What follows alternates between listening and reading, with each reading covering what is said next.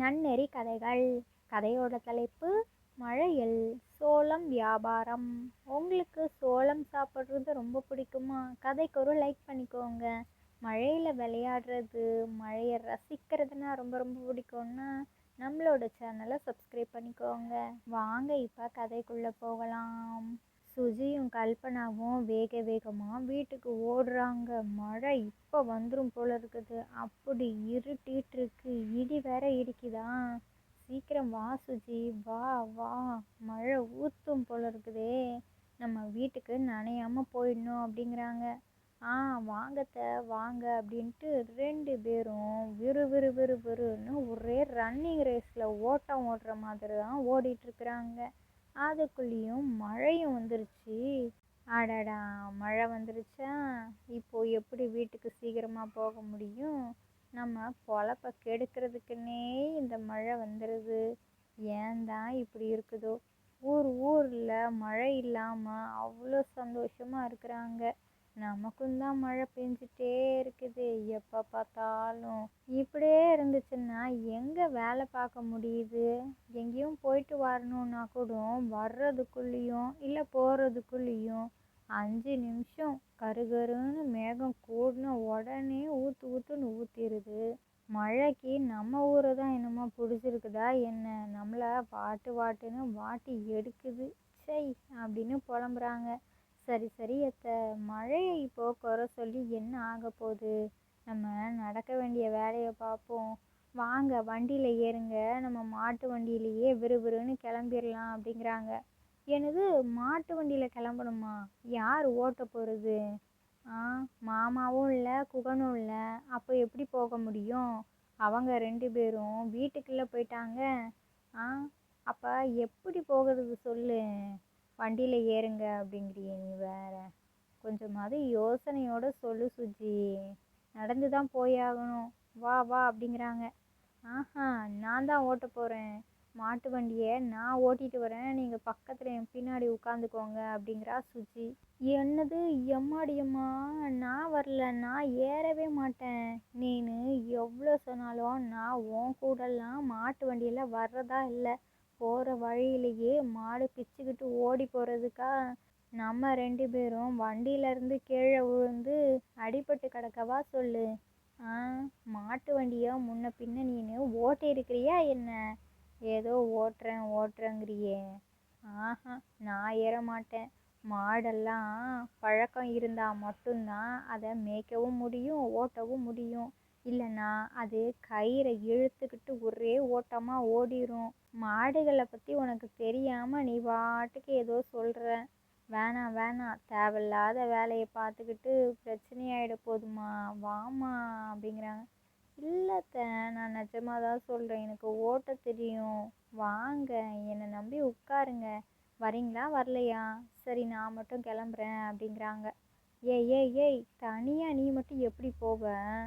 நான் எப்படி தனியாக போகிறது நடந்து? சரி, ஏதோ சொல்கிற. அந்த ஆண்டவனை நம்பி தான் நான் உன் கூட வண்டியில் ஏறுறேன். எங்கேயும் கீழே போட்டுற மாட்டியே? அதெல்லாம் போட மாட்டேன் த, என்னை நம்புங்க. நிஜமாக நான் போட மாட்டேன். சூப்பராக ஓட்டுவேன்.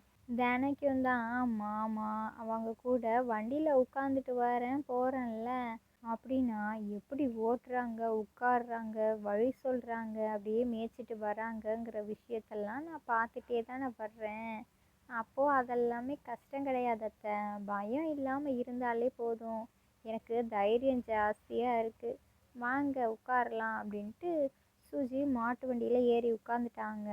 அவங்களோட மாமியார் கல்பனாவும் பின்னாடி உட்காந்துக்கிட்டாங்க. எனக்கு வேற பயமாக இருக்குது. உன்னை நம்பி உட்காந்துருக்குறேன், எங்கேயாச்சும் போட்டுருவியோ என்னன்னு தெரியல அப்படின்ட்டு பதறிக்கிட்டே இருக்கிறாங்க. நீங்கள் ஏதாவது சொல்லிகிட்டே இருப்பீங்க. உங்களை இதுக்கு மேலேயும் நான் சமாதானம் செய்ய முடியாது. மழை பிடிச்சிக்கிச்சுன்னா பாவம் மாடுகளும் நம்ம கூடவே நனைஞ்சிட்ருக்கோங்க. சீக்கிரமாக வீட்டுக்கு போகிறது தான் நல்லதுன்ட்டு. ஹேய் மாடுகளா, நம்ம வீட்டுக்கு போவோமா? நம்மளோட வீட்டோட வழி உங்களுக்கு தெரியும்ல. போகலாம் அப்படிங்கிறாங்க. உடனே அந்த மாடுகளும் புறப்பட்டுருச்சு. மெதுவாக மாட்டு வண்டி நகரவும் கல்பனா கண்ணை இறுக்கி மூடிக்கிட்டாங்க. சுஜி சந்தோஷத்தோட, ஆஹா மாடுகள் நம்ம சொல்கிறத கேட்டுருச்சே, இதுக்கப்புறம் நம்ம நல்லபடியாக வீட்டுக்கு போயிடலாம், நம்ம பேசுறது சொல்கிறது எல்லாத்தையும் மாடுகள் கேட்குதுங்க அப்படின்ட்டு, செல்லுங்களா போங்க போங்க கொஞ்சம் வேகமாக போங்க, மழை வேற வேகமாக வருது, போகலாம் போகலாம் அப்படிங்கிறாங்க. மாடுகளும் வண்டியை இழுத்துக்கிட்டு சூப்பராக விறுவிறுன்னு வீட்டை நோக்கி போயிட்டே இருக்குதுங்க. ஒரு வழியாக வீட்டுக்கும் வந்துட்டாங்க. சுஜி, நல்ல வேலை என்னை நல்லபடியாக வீட்டுக்கு கூட்டிகிட்டு வந்து சேர்த்துட்டேன், நன்றிம்மா. எம்மாடியம்மா, நான் வர்றதுக்குள்ளேயும் அவ்வளோ பயந்துட்டேன். நீ என்ன அவ்வளோ சந்தோஷமா பயம் இல்லாமல் வந்தான்னு எனக்கு தெரியல. சரி சரி, மாடுகளை நனையாமல் உள்ளே விட்டுட்டு வா அப்படிங்கிறாங்க. சுஜியும், சரி அத்தை நீங்கள் உள்ளே போங்க, நான் அதோ வந்துடுறேன்ட்டு மாடுகளை வண்டியிலேருந்து அவிழ்த்து விட்டுட்டு அதுகளுக்கு புல், புண்ணாக்கு, வைக்கோல் எல்லாம் சாப்பிட்றதுக்கு வச்சுட்டு சுஜியும் வீட்டுக்குள்ளே வந்துட்டா. ஆக மொத்தத்தில் மாடுகளும் வண்டிகளும் நனையாமல் பாதுகாப்பாக இருக்குது. இவங்களும் நல்லபடியாக வீட்டுக்கும் வந்துட்டாங்க. குழந்தைங்க குகனு, ராமசாமி இவங்க 4 பேருமா சேர்ந்து சோளக்கருதை நல்லா நெருப்பில் வாட்டி அதை சுட சுட மழைக்கு இதமாக சாப்பிட்டுட்ருக்குறாங்க. இதை பார்த்தோன்னையும் சுஜியும் கல்பனாவும், சாப்பிட்ற நேரத்தில் இதை போய் சாப்பிட்டுட்ருக்குறீங்களே, அப்புறம் சோறு எங்கே சாப்பிடுவீங்க, சரி வாங்க வாங்க சாப்பிட்லாம் அப்படிங்கிறாங்க. நாங்கள் அப்போதையே சாப்பிட்டுட்டோம், வீட்டுக்கு வந்ததே என்ன பசிக்குதுன்னு தானே சீக்கிரமாக கிளம்பணும், வந்த உடனே சாப்பிட்டுட்டோம், அதுக்கப்புறமா தான் மழை பெய்தே, குழந்தைங்களுக்கும் ஏதாவது சூடாக செஞ்சு தரலான்ட்டு தான் சோளத்தை நல்லா நெருப்பில் வாட்டி சாப்பிட்டுட்ருக்குறோம், நீங்கள் தான் சாப்பிடணும், போய் சாப்பிடுங்க அப்படிங்கிறாங்க. ஓஹோ, சரி சரி நாங்கள் சாப்பிட்றோம், வா சுஜி நம்ம போய் வயிற்ற நிரப்போம், எனக்கு வர பசி பயங்கரமாக இருக்குது, இன்னும் கொஞ்ச நேரத்தில் மழை விட்டுரும்னு நினைக்கிறேன், வா வா அப்படிங்கிறாங்க. அட அத்தை அத்தை, இன்னும் நீங்கள் மழையை நினச்சிட்டே தான் இருக்கிறீங்க, அது மழை கொஞ்ச நேரத்தில் விட்டுரும் அத்தை, பெஞ்சிட்டேவா இருக்க போகுது, வாங்க சாப்பிடுவோன்னு அவங்க 2 பேரும் சாப்பிட்டுட்டும் வந்துட்டாங்க. மழை விடுற மாதிரியே தெரியல, பயங்கர மழை. சரி இரவு நேரம் ஆயிடுச்சேன்னு எல்லாருமே சாப்பிட்டுட்டு தூங்கிட்டாங்க. காலையில் விடிஞ்சதும் அவங்க வீட்டுக்கு வெளியில் வந்து பார்க்குறாங்க. மரத்தில் உள்ள கிளைகளெல்லாம் உடஞ்சி கிடக்குது, இலை அவ்வளோ கொட்டி கிடக்குது, காற்று பயங்கரமாக வீசி புயல் காற்று மாதிரி ரொம்ப மழை பெஞ்சிருக்கும் போல இருக்குது. அப்படின்னா நம்மளோட நிலத்துல சோளத்தெல்லாம் விளைய வச்சுருந்தோமே, அதையெல்லாம் பறிக்கிறதுக்குள்ளேயும் அது என்ன ஆகிருக்குன்னு தெரியலையே, இதை பார்க்கும்போதே எனக்கு நெஞ்செல்லாம் பதபதைக்குது. சரி வாங்க வாங்க சீக்கிரமாக நம்ம நிலத்துக்கு போய் பார்ப்போம், வாங்க போவோமா அப்படிங்கிறாங்க. மாட்டு வண்டியில் கூட போக வேண்டாம், நடந்தே போவோன்ட்டு விறுவிறுன்னு நடந்து அவங்களோட நிலத்துக்கும் வந்துட்டாங்க. சாப்பிட கூட செய்யலை, பார்த்தா எல்லாமே நிலத்துல மொத்த சோளங்களும் செடியோட கீழே விழுந்து விழுந்து கிடக்குது.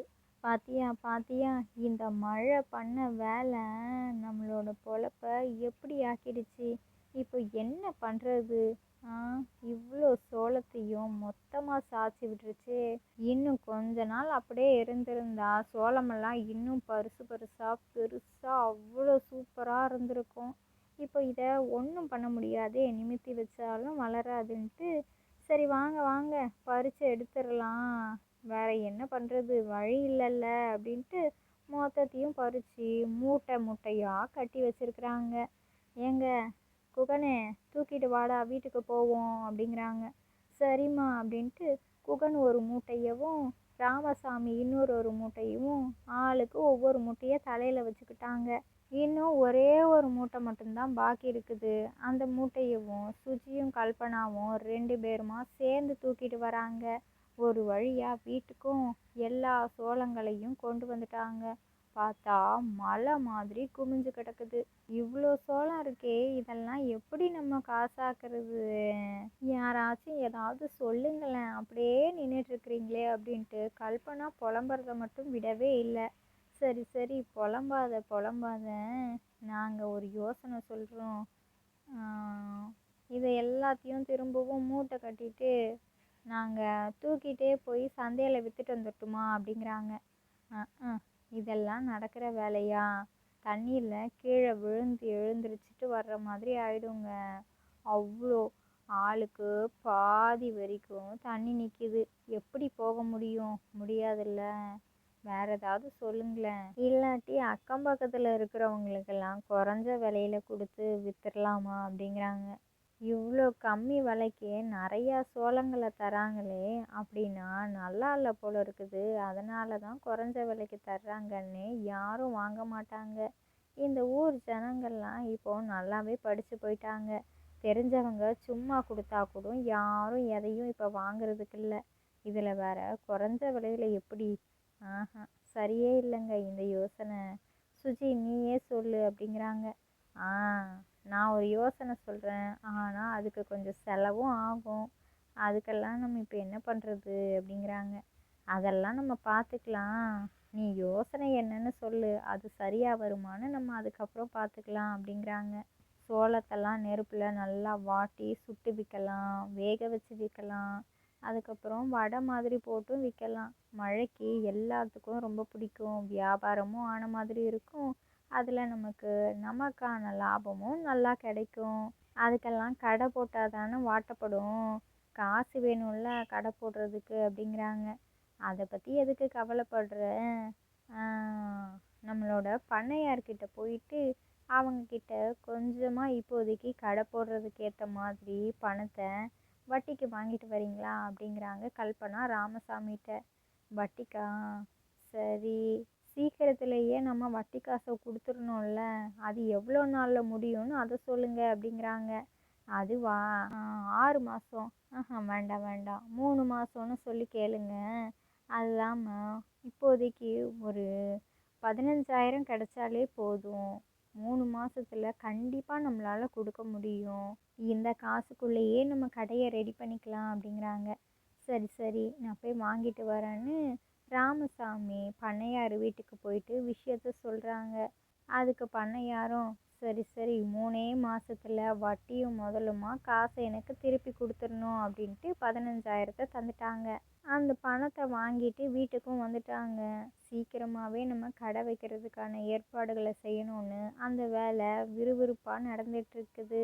மறுநாளும் மழை தூறிட்டே இருக்குது. அதுலேயும் கடையை போட்டுட்டு அவங்க சோளத்தை சுட்டு விற்கிறாங்க, வேக வைக்கிறாங்க, அப்புறம் வடை போட்டு சும்மா சூப்பராக காரசாரமாக எல்லாத்துக்கும் மழைக்கு சாப்பிட்ற மாதிரி விற்கிறாங்க.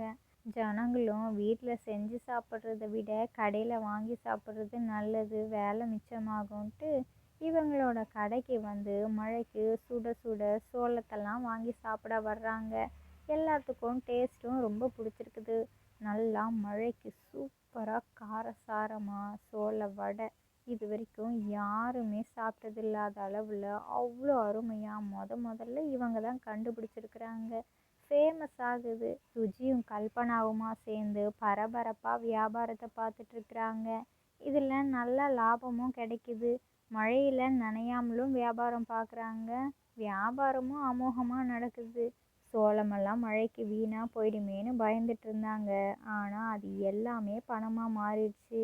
சம்பாதிக்கிற காசெல்லாம் கொஞ்சம் கொஞ்சமாக சேர்த்து வச்சதில்ல 15,000 என்ன 20,000 அவங்களுக்கு கைக்கு கிடச்சிருச்சு. அதுவும் 3 மாதம் என்ன 1.5 மாதத்துலேயே. பண்ணையார்கிட்ட போய் கொடுத்துருங்க அப்படின்ட்டு ராமசாமி கிட்ட 15,000 கொடுத்து விடுறாங்க. ராமசாமியும் பண்ணையாரோட வீட்டுக்கு போயிட்டு 15,000 1.5 மாதத்துலேயே கொடுக்கவும், என்ன இவ்வளோ சீக்கிரத்துலேயே கொண்டு வந்துட்டீங்களே, நான் நினச்சி கூட பார்க்கல, 3 மாதம் அவகாசம் கேட்டீங்க, சூப்பர், ரொம்பவே நல்லா நடந்துக்கிட்டீங்க. இது மாதிரி நம்பிக்கையான ஆட்கள் தான் எனக்கு தேவை. இதுக்கப்புறமும் உங்களுக்கு ஏதாவது உதவின்னு தேவைப்பட்டுச்சுன்னா கண்டிப்பாக என்னை கேளுங்க, நான் செய்கிறேன். சரி, காசு கொண்டு வந்திருக்கிறீங்க நீங்கள்ல, கொடுங்க அப்படின்ட்டு வாங்கிக்கிட்டாங்க. 15,000 கொடுத்துட்டு ராமசாமியும் அவங்களோட வீட்டுக்கு கிளம்பிட்டாங்க. சுஜி, இந்த மழை வந்ததும் நல்லதுக்கு தான். நம்ம வெறும் சோளத்தை மட்டும் விற்றுருந்தோன்னு வச்சுக்கோயேன், அதில் லாபம் நிறையாவே கிடச்சிருக்காது. இவ்வளோ சம்பாத்தியத்தை நாம் பார்த்துருக்கவே மாட்டோம். நல்லதுக்கு தான், நமக்கு எல்லாம் நல்லதுக்கு தான் நடந்திருக்குது. இப்போ பாரு, வியாபாரம் நமக்கு எவ்வளோ அருமையாக நடந்திருக்குது. நீ சொன்ன பற்றியா, மழையை ஏன் திட்டுறீங்க? மழை பெய்ய தான் செய்யும், அதை ஏதாவது குறை சொல்லி பிரயோஜனமா அப்படின்னு. கண்டிப்பாக நீ சொன்னது தான் நடந்திருக்கு. இப்போ மழை பெஞ்சதுனால நமக்கு நல்லது தானே நடந்திருக்குதுன்னு சந்தோஷப்படுறாங்க. இந்த கதையிலேருந்து நாம் என்ன தெரிஞ்சுக்கணும் அப்படின்னா, நமக்கு கஷ்டம் வருதே அப்படின்ட்டு வருத்தப்படுறத விட்டுட்டு இதிலேருந்து நாம் எப்படி முன்னேறணும் அப்படிங்கிற யோசனையை யோசிக்கணும். கண்டிப்பாக நமக்கு கஷ்டம் மிகப்பெரிய வெற்றியை தான் தரும். கவலையே படாதீங்க. கஷ்டப்படுற நேரத்தில் தான் நமக்கு நிறையா யோசனைகள் வரும். எந்த பாதையில் போனால் நமக்கு வெற்றிகள் கிடைக்கும்னு அந்த சரியான பாதையவும் அதுதான் காமிக்கும். இந்த கதை பிடிச்சிருந்தா லைக் பண்ணுங்கள், ஷேர் பண்ணுங்கள். உங்களோட கருத்துக்களை கமெண்ட் பாக்ஸில் கமெண்ட் பண்ணுங்கள். இது மாதிரி சுவாரஸ்யமான கதைகளெல்லாம் பார்க்கணுன்னா நம்மளோட சேனலை சப்ஸ்கிரைப் பண்ணிக்கோங்க. இதோட இன்னொரு கதைகள் வீடியோவில் பார்க்கலாம். ஓகே, பாய்.